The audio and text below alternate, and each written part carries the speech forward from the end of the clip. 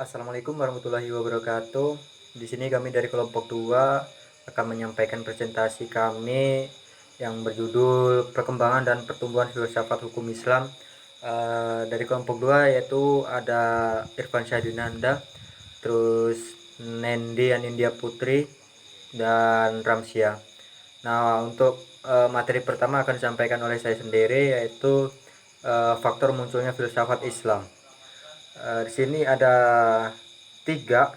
Yang pertama, pemikiran filsafat masuk ke dalam Islam melalui filsafat Yunani yang dijumpai kaum muslimin pada abad ke-8 Masehi atau ke-2 Hijriyah di Suriah, Mesopotamia, dan Mesir. Pada masa dinasti Umayyah, pengaruh budaya Yunani terhadap Islam belum begitu terlihat karena kompilasi itu menyangkut pemerintah Umayyah, lebih banyak tertuju bagi budaya Arab. Dan selanjutnya itu para khalifah Abbasiyah. Pada awal mulanya hanya tertarik pada ilmu kedokteran Yunani berikut dengan sistem pengobatannya.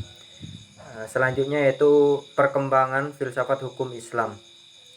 Untuk perkembangan ini yaitu yang pertama, kegiatan penelitian terhadap hukum Islam telah banyak dilakukan oleh para ulama yang dikenal dengan sebutan usul fikih. Yang kedua, kegiatan filsafat hukum Islam ini terus berlanjut oleh generasi berikutnya. Yang ketiga, yaitu kemudian ia mengaitkan tujuan hukum tersebut dalam pembahasannya pada pembahasan ilah dalam masalah kias.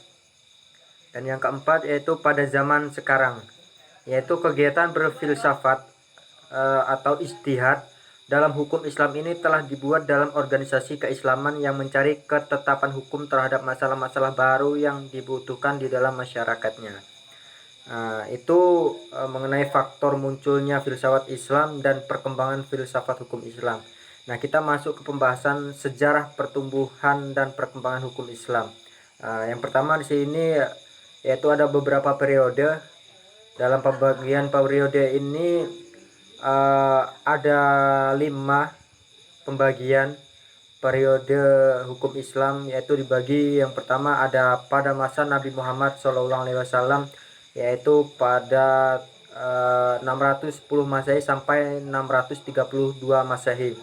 Nah, yang kedua yaitu pada masa Khulafaur Rasyidin, yaitu tahun 632 Masehi sampai 662 Masehi.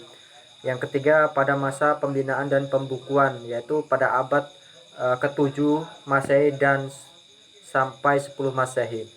Yang keempat yaitu masa kelesuan pemikiran, yaitu terjadi di abad 10 Masehi sampai ke masa kebangkitan, yaitu masa kebangkitan ini terjadi sampai sekarang. Nah, selanjutnya yaitu ada faktor-faktor yang menyebabkan kemunduran atau kelesuan hukum Islam di masa itu. Nah, yang pertama yaitu kesatuan wilayah Islam yang luas telah retak dengan munculnya beberapa negara baru. Yang kedua, ketidakstabilan politik. Yang ketiga, pecahnya kesatuan negara atau pemerintahan menyebabkan merosotnya kewibawaan pengendalian perkembangan hukum. Nah, yang keempat atau yang terakhir ini yaitu gejala kelesuan berpikir timbul di mana-mana. Dengan demikian, perkembangan hukum Islam pada periode ini.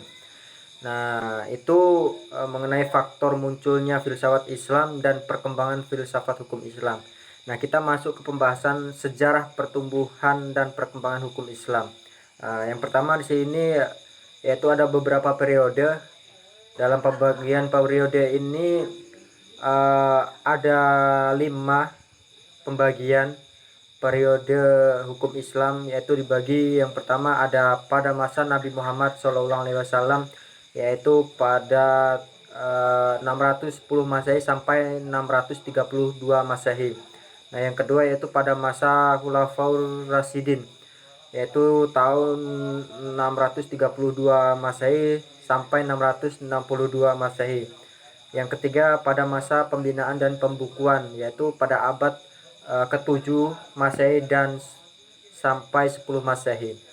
Yang keempat yaitu masa kelesuan pemikiran, yaitu terjadi di abad 10 Masehi sampai ke masa kebangkitan, yaitu masa kebangkitan ini terjadi sampai sekarang. Nah, selanjutnya yaitu ada faktor-faktor yang menyebabkan kemunduran atau kelesuan hukum Islam di masa itu. Nah, yang pertama yaitu kesatuan wilayah Islam yang luas telah retak dengan munculnya beberapa negara baru. Yang kedua, ketidakstabilan politik. Yang ketiga, pecahnya kesatuan negara atau pemerintahan menyebabkan merosotnya kewibawaan pengendalian perkembangan hukum. Nah, yang keempat atau yang terakhir ini yaitu gejala kelesuan berpikir timbul di mana-mana. Dengan demikian, perkembangan hukum Islam pada periode ini. Nah, untuk materi yang pertama mengenai faktor munculnya filsafat Islam, perkembangan filsafat hukum Islam dan sejarahnya itu cukup, dan materi selanjutnya akan dilanjutkan oleh pemateri yang kedua. Dipersilakan. Assalamualaikum warahmatullahi wabarakatuh. Saya akan membahas tentang perkembangan filsafat hukum Islam. Kegiatan penelitian terhadap hukum Islam telah banyak dilakukan oleh para ulama yang dikenal dengan sebutan usul fikih. Ulama generasi awal yang telah melakukan kegiatan ijtihad ini dikenal dengan sebutan Imam 4 mazhab, yaitu Malik bin Anas, Abu Hanafiyah, As-Syafi'i, dan Ahmad bin Hambal. Kegiatan filsafat hukum Islam ini terus berlanjut oleh generasi berikutnya. Al-Jawaini, yang dikenal sebagai ulama usul fikih generasi awal, menekankan pentingnya memahami maqasid al-syariah atau tujuan hukum. Heters menetapkan hukum. Ia menyatakan setuju tentang seseorang yang tidak dapat menyetujui hukum dalam Islam sebelum ia dapat menyetujui dengan benar tujuan Allah yang memerintah, perintah-perintah dan larangan-larangannya. Kemudian ia mengaitkan tujuan hukum tersebut dalam pembahasannya pada pembahasan ilah dalam masalah qiyas. Menurut pendapatnya, dalam perdebatan dengan ilah, asal dapat dibedakan menjadi 3 kelompok, yaitu daruriyat, hajiyat, dan makaramat. Kerangka berpikir Al-Jawaini dikembangkan oleh muridnya Al-Ghazali dalam kitabnya Safa Al-Ghalil. Al-Ghazali menjelaskan maksud syariat dalam pembahasannya dengan pembahasan al-munasabat, al-masaliyat dalam qiyas.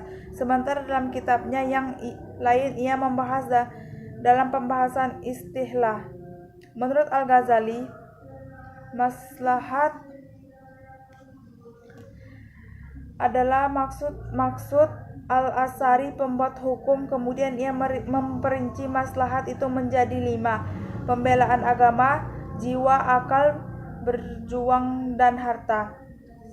Pada zaman sekarang, kegiatan berfilsafat atau berijtihad dalam hukum Islam ini telah dibuat dalam organisasi keislaman yang mencari ketetapan hukum terhadap masalah-masalah baru yang dibutuhkan di dalam masyarakatnya.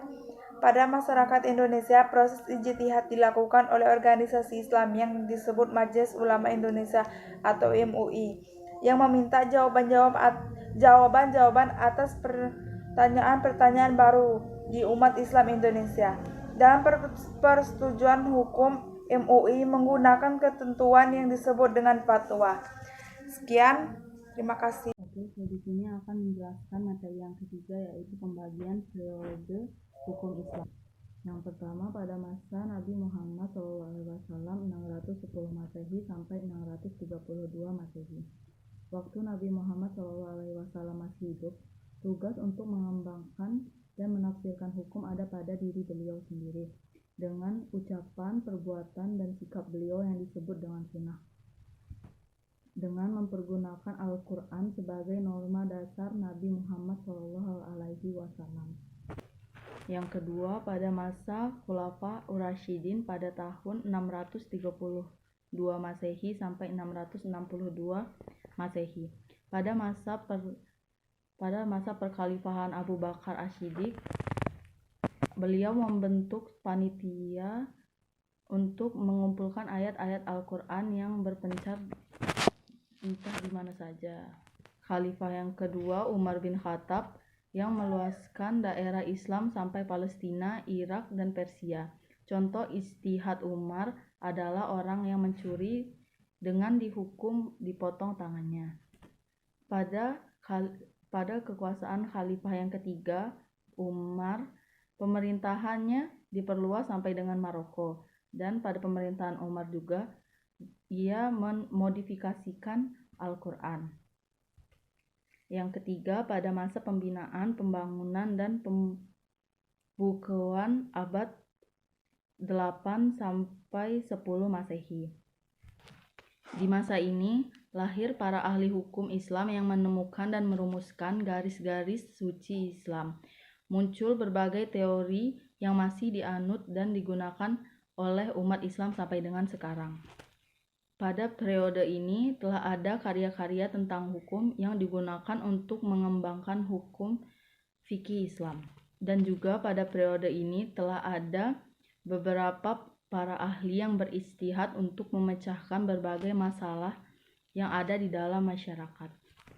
Yang keempat, pada masa kelesuan pemikiran abad 10 sampai 20 Masehi.